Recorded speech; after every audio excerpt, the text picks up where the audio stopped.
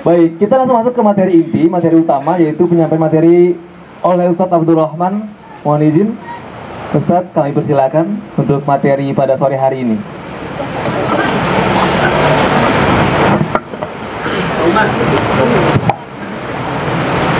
Ini perangkat Ustadz tradisional. Jadi ada dari pasang dulu tadi. Ini kan ya? Itu.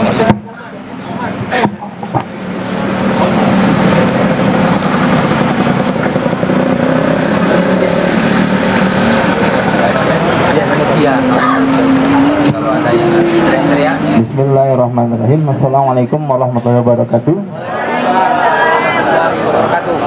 Tadi yelnya sudah bagus ya, jadi boleh pulang.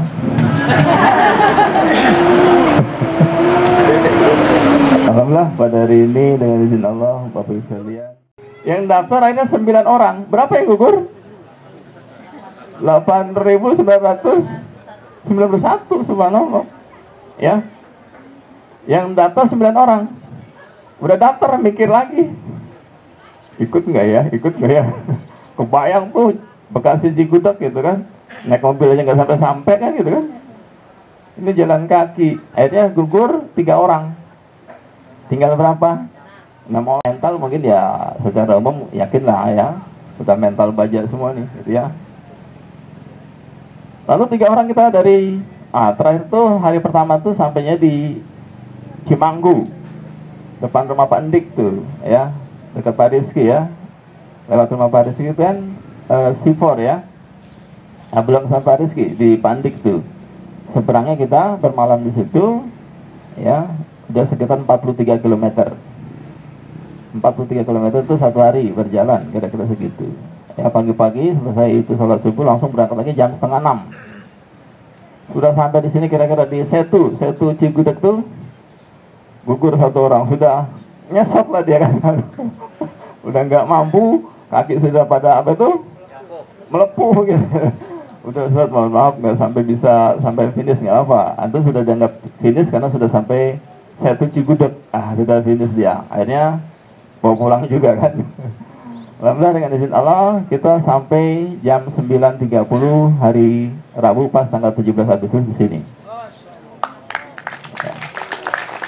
Setelah diukur ternyata 95 kilo. Karena sunnahnya itu kita semakin tua semakin lemah. Ya, sunnahnya kan gitu Pak, aging proses. Proses penuaan itu tidak bisa dilawan. Ya, aging proses itu pasti. Dia sunnatullah. Semakin tua kita semakin melemah. Jadi dibalik.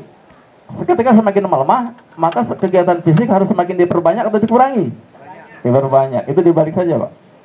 Untuk menghambat aging proses, maka kegiatan fisiknya harus diperbanyak, yang dikurangi. Ya, alhamdulillah waktu di Dumai ada Pak Haji Anmis. Beliau ini hampir setiap minggu goes dengan kawan-kawan. Waktu itu kita muter-muter baju ya di Dumai itu, subhanallah. Makanya beliau nampak awet muda. Jadi kebalikannya gitu, sunatullah kita semakin tua semakin melemah, maka semakin tua kita balik kegiatan fisik harus semakin ditambah semakin banyak. Ya, itu niat kita jambore untuk menambah apa? Kegiatan fisik, betul tidak? Ya, jadi kalau sedang panas banget di sini, ngeluh, itu sudah, ya, berarti fisiknya belum teruji gitu. Ya, di sini nggak boleh mengeluh begitu. Ya, jauh banget dari Bogor naik bis lama kan gitu, udah mengeluh ya. Nah itu tidak boleh kita mengeluh. Dalam kita temukan di sini ternyata hampir semua peserta tidak ada yang mengeluh, subhanallah ya. Jadi terapis atau punggung harus terbina fisiknya, harus latihan olahraga yang rutin ya, olahraganya harus rutin. Yang kita gemari Bu, olahraga itu enak tuh, nyaman ya. Kalau Pak Haji Armis tuh istri pertamanya sepeda Bu. Kemana beliau pergi bawa sepeda, istrinya ditinggal di rumah. Ya, jadi begitu. Ya, ada apa kegiatan fisik yang memang kita cintai, kita sukai, itu kan jadi pemicu. Ya, jadi kita nggak bosan. Ya, jadi kita tidak bosan gitu. Harus ada kegiatan fisik yang kita sukai dan harus rutin. Makanya saya bilang itu yang penting apa? Istiqomah. Yang susah itu katanya istiqomah ya. Istiqomah itu susah. Ya. yang gampang istirahat. Itu kata orang ya. Sampai teman saya Bu juara dunia taekwondo itu, ya juara dunia Ustaz taekwondo. Apa rahasianya? Latihan tendangan bisa 1000 kali. Kalau dia nggak udah capek, disundut sepakai rokok itu kakinya. Tendangan kuat lagi tuh Pak. Ya, udah mulai kakinya lemah tuh, disundut rokok lagi. Dia dendam nggak dengan pelatihnya kira-kira? Tidak. Justru dia bangga dengan pelatihnya. Gara-gara dia saya juara dunia. Kan begitu. Coba begitu tendangan lemah dibiarkan. Jadi juara dunia nggak ada kira-kira? Tidak. Ya, dibiarkan dia lemah, tidak dipaksa dia kuat. Ya, ternyata fisik itu terkadang harus kita paksa biar dia kuat gitu. Ya, jangan dibiarkan dia lemah gitu. Juara-juara kayak gitu. Saya hobi bulu tangkis. Pernah Icuk Sugiarto, pernah nggak kenal Icuk Sugiarto Ibu Bapak? Yang main bulu tangkis pasti kenal. Icuk Sugiarto kenapa juara dunia? Karena porsi latihannya beda dengan porsi latihan atlet biasa. Ya, kalau atlet nasional Pak, dia harus lari dalam waktu, kalau tidak salah 16 menit atau 17 menit, itu 2,8 kilo. Itu untuk wanita. Ya, coba Bapak ukur ya, 14 menit kalau tidak salah, itu 2,8 kilo. Itu dalam waktu 14 menit dia harus mampu, wanita itu lari 7 putaran lintasan lari itu. Itu atlet nasional, putri. Kalau putra, 3,2 kilo. Berarti apa? Ya, dalam waktu 14 menit tadi harus mencapai 8 putaran. Icuk Sugiarto di atas rata-rata 11 putaran. Kebayang nggak kecepatannya luar biasa? Ya. Jadi waktu dia main bulu tangkis, beliau nyantai saja. Lawannya orang Eropa, Morten Pros Hansen, ya kan? Mohon maaf Pak, hidungnya kan lebar tuh, napasnya kan sekali hirup kan oksigen banyak. Tapi lawan Icuk nggak pernah menang. Ya, nggak pernah menang lawan Icuk Sugiarto. Dia nyantai juga Icuk Sugiarto. Kenapa? Secara fisik bagus gitu, terukur. Kenapa? Karena istiqomah latihan itu tadi. Ya, ya makanya kita pun begitu. Saya nggak yakin nih kalau nanti kita dilatih lari, misalkan itu berapa tadi itu, nggak usah jauh-jauh lah, yang standar saja tuh. Ya, tadi ya mungkin kita 1 jam saja Pak kita lari. Ya. Itu kalau bisa 8 kilo itu udah bagus banget tuh. 1 jam 8 kilometer. Ya. Itu udah bagus. Nah, Ibu Bapak nanti lari aja dulu 1 jam, dapat berapa? Dapat 4 kilo Ustaz, baru awal nggak apa-apa, bagus. Yang penting istiqomah, besok lari lagi 1 jam dapat berapa, kan begitu kan? 4 kilo 2 senti, enggak apa-apa. Lari lagi. Ya. Yang penting istiqomah itu ternyata. Ya. Dan memang atlet-atlet dunia itu hikmahnya itu mereka larinya atau kegiatan fisiknya di atas rata-rata yang lain, baru juara dunia kan gitu. Ya kalau sama saja ya sama saja, nggak bisa dia jadi juara dunia. Ya, maka Jambore ini niatnya untuk menggembleng fisik para topuris. Ya, makanya kegiatan di luar, campingan gitu, kehujanan nggak apa-apa, kehujanan biar aja, biar fisiknya tambah kuat. Betul nggak begitu? Ya.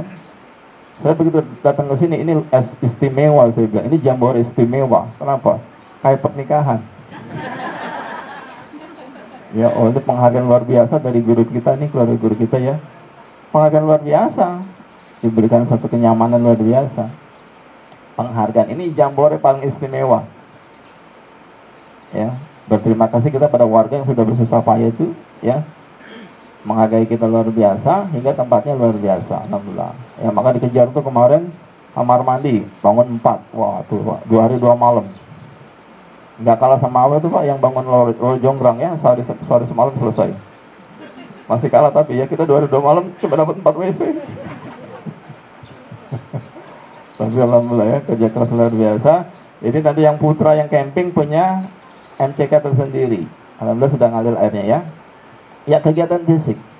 Lalu apalagi kegiatan di Jambore? Ya kegiatan fisik. Nanti Bapak itu apa itu topuris han. Topuris han itu topuris berburu apa? Berburu apa itu? Pasien. Topuris han namanya. Ya.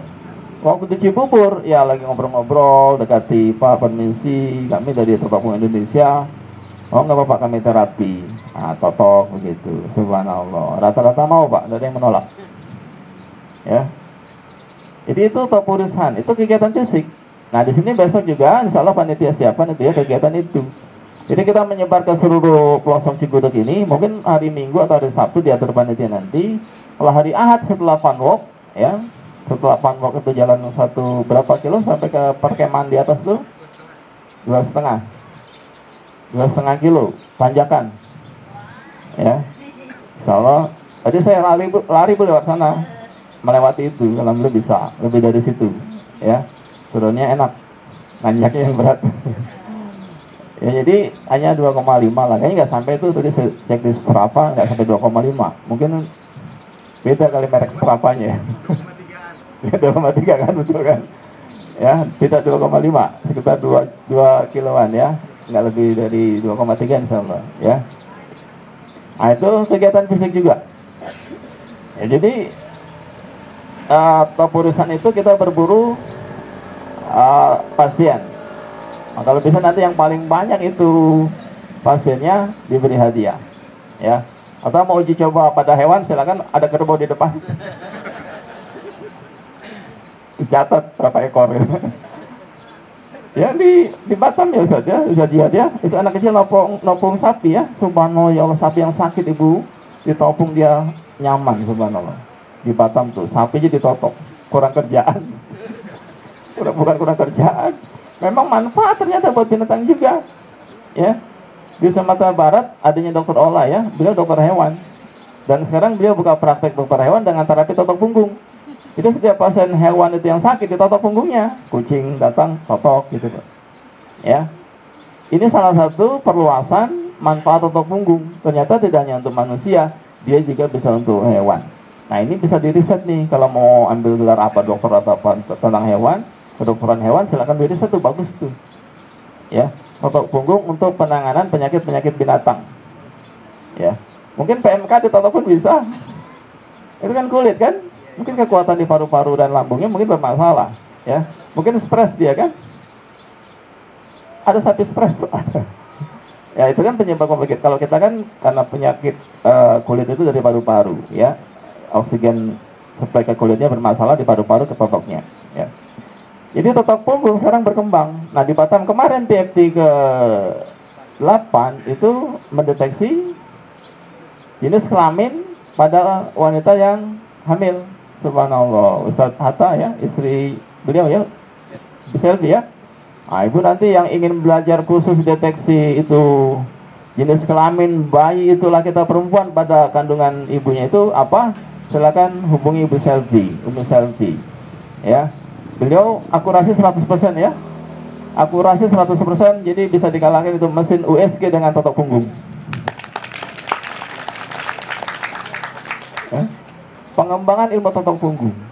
Ya, kita berterima kasih pada Umi Selvi yang sudah mengembangkan totok punggung untuk bisa mendeteksi jenis kelamin pada kandungan seorang ibu yang sedang hamil. Subhanallah. Ya. Caranya bagaimana Ustaz? Saya nggak tahu caranya bagaimana. Karena belum ada pernah saya deteksi wanita hamil jenis kelaminnya apa, kan nggak boleh kan ketutup bajunya, saya nggak bisa ya, atau diraba bisa.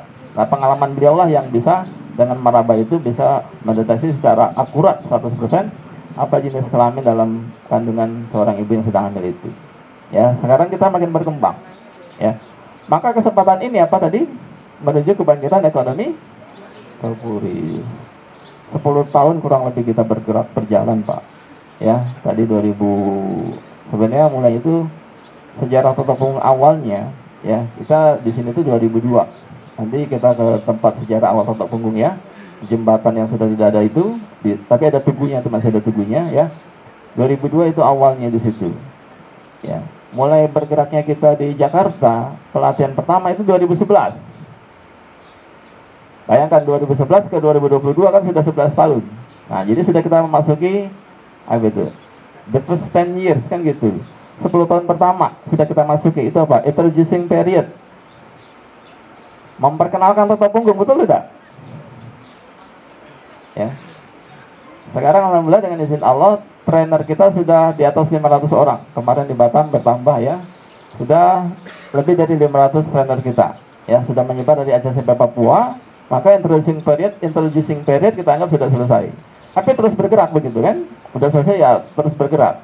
Kita menuju kepada developing sekarang, pengembangan. Maka yang kita kembangkan bukan hanya terapinya, tapi juga sisi ekonominya. Ya, mungkin nanti sistem dan sebagainya kita bicarakan besok ya, lebih jelasnya ya, lebih detailnya bagaimana. Ini alhamdulillah sudah ada beberapa bazar yang mengisi itu produk-produk bazar ya.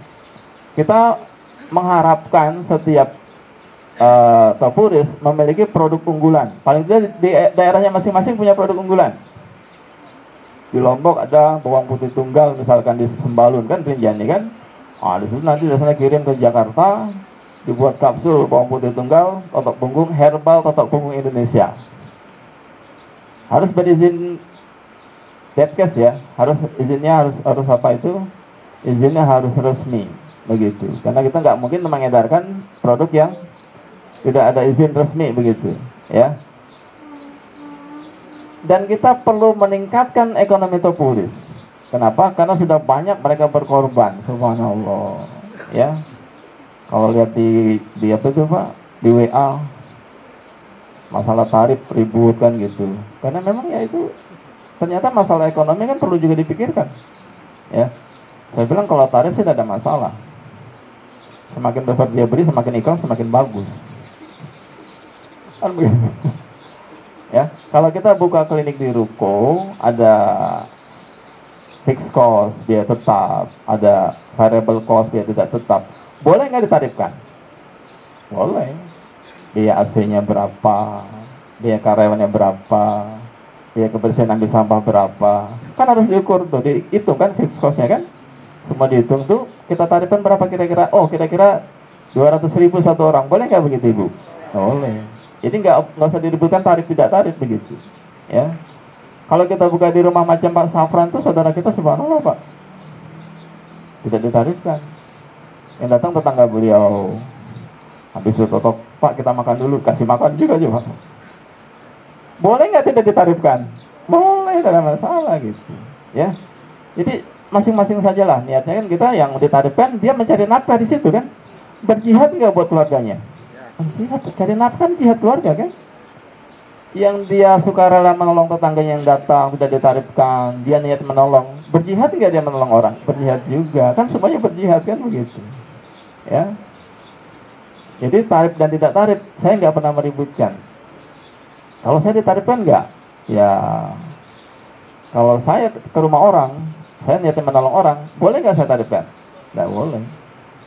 Kalau saya buka klinik misalkan, boleh nggak saya tarifkan? Tidak ada masalah gitu, ya. Tapi pasien kita istimewa adalah pasien yang tidak mampu, itu pasien istimewa, ya. Selalu tuh itu yang bikin kita semangat itu, ya. Kalau kita nolong orang, ya sudah siap, kita nggak dibayar Pak. Ustaz bisa nggak nih? Ada tetangga kita nggak mampu, nggak bisa, siap insya Allah. Kita mikir uang tidak? Tidak. Jangan pernah kita kecewa. Terus nonton ke tempat orang, berapa dapatnya? 2M Ustaz. Apa 2M itu? Makasih Mas. Makasih Mbak, sama juga ya. 2M ya, subhanallah. Udah mau azan ya? Nah, itulah 2M itu kita cari tuh Bu. Makasih Mas. 2M tuh dibalas Allah kan? Ya. Udah mau azan nih ya, jadi waktu saya sudah habis, nanti lanjut lagi insyaallah ya.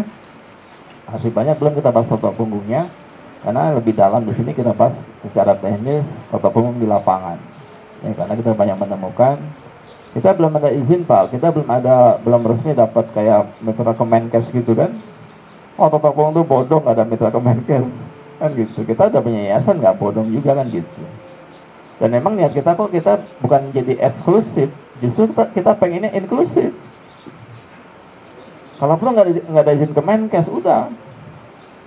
Di Batam tuh bagus Pak, tuh Pak awal ya. Satu hari di Batam, kita ingin tuh totok punggung seperti tukang cukur, setiap gang ada. Gitu bagus tuh. Ya, tukang cukur setiap RT ada nggak Bu? Bahkan satu RT ada 3-4 tukang cukur kan? Nah ke depan kita pengen kayak gitu Pak, udah nggak usah tinggi-tinggi, cita-cita lah seperti tukang cukur saja kan? Sederhana kan cita-cita kan? Inklusif kita di masyarakat kan, itu cita-cita kita, bukan jadi mitra Kemenkes yang wah hebat dia wah luar biasa resmi punya ini punya itu. Tidak, kita justru nggak pengen seperti itu. Kita justru pengen Totopo itu ilmu yang jadi ilmu inklusif yang sederhana, yang semua orang bisa, seperti tukang cukur tadi, atau apa? Seperti kerokan. Nah, kan gitu. Saya tanya ibu, kalau mau kerokan di rumah izin dinkes tidak? Kita pengennya gitu, Pak. Kita pengennya tidak jadi ilmu yang eksklusif. Justru kita pengen dia jadi ilmu yang inklusif, yang semua orang bisa. Nggak ada beban Pak buat kita. Kalau sekarang kan dikit-dikit izin ini, izin itu, begitu kan? Ya. Emang pemerintah mikirin kita? Enggak kan begitu. Ya. Saya pernah ada pengacara, Ustaz udah nggak usah izin, jalan aja dulu. Kenapa emang? Pemerintah nggak mikirin Ustaz. Benar juga nih pengacara. Ya kan Pak, begitu kan? Buka aja tetap di rumah, nggak usah izin, nggak ada spanduk, nggak ada apa kok kita kan begitu. Ya. Kecuali di ruko izin usaha mungkin ada ya, izin usaha begitu. Ya. Oh di rumah ibu buka aja di rumah, nggak usah pasang spanduk, nggak usah izin sama Pak RT, Pak RW, buka aja, tamu datang, tetangga datang, ngobrol kan, sambil totok, kan kekeluargaan. Ya kita pengennya kayak gitu, totok pun itu, yang bisa berdiri di setiap RT, kayak macam tukang cukur tadi tuh luar biasa Pak. Bisa kita seperti tukang cukur, selesai masalah kesehatan. Kenapa? Setiap RT ada 2-3 orang tukang cukur, kan begitu. Berarti setiap RT ada 2-3 klinik rumah sehat totok punggung. Sederhana begitu, ya. Nah, nanti kita lanjut lagi insya Allah, karena banyak teknik totok punggung yang nanti kita sampaikan, ya, falsafah totok punggung yang harus kita sampaikan, hingga kita semakin lama subhanallah semakin berkembang. Fokus saja, fokus. Ya, kita fokus insya Allah berkembang. Ternyata subhanallah, ya terbukti dari sisi yang lain, dibuktikan dengan totok punggung tadi bisa untuk binatang, ya, bisa untuk ibu-ibu hamil dan sebagainya. Dan alhamdulillah kemarin bulan Agustus akhir kita sudah September sebelum itu Juli ya, kelas internasional ya, kelas internasional itu sudah kita mulai. Itu luar biasa. Ada yang dari Brunei, dan dari Brunei sudah minta offline. Ternyata strategi kita berhasil. Apa strategi itu? Pertama online dulu aja, ya kan? Dari Qatar, dari Kuwait, dari Saudi, dari Malaysia, dari Brunei, online. Ketika online mereka tertarik, mereka akan mengundang kita tidak kira-kira? Subhanallah. Jadi kita nggak perlu uang Pak, nggak perlu ongkos. Mereka undang kita. Ya. Jadi saya Pak sekarang sudah mengurangi kasih pelatihan di daerah Ibu Bapak sekalian ya. Paling sebulan sekali saja. Biar trainer di daerah semakin berkembang. Saya sekarang sudah mulai kelas internasional. Besok tanggal 3 dan 4 September insya Allah yang kedua. Tentu sudah ada beberapa yang mau daftar. Ya target kita internasional. Maka nanti dengan izin Allah ada program juga umroh kan itu ya. Nanti baksos pun internasional. Oh, gitu. Bisa insya Allah. Singapura ke Batam, udah internasional tuh. Ya nanti kita ke Singapura pun udah siap kasih pelatihan kan, Pak Jihad, Pak Yoso ya insya Allah ya. Tidak mulai kita go internasional. Demikian sebentar lagi azan maghrib. Kita lanjut nanti jam berapa habis? 19.20 berarti makan dulu ya. Oh iya. Kita break dulu habis sisa berarti ya. Lanjut lagi habis sisa. Alhamdulillah kita sholat dulu. Saya mohon maaf karena mungkin banyak kesalahan dalam penyampaian materi tadi tidak berkenan. Mohon dimaafkan. Billahi taufiq wal hidayah. Wassalamualaikum warahmatullahi wabarakatuh. Waalaikumsalam warahmatullahi wabarakatuh. وإذا مرضت فهو يشفين وإذا مرضت فهو يشفين وإذا مرضت فهو يشفين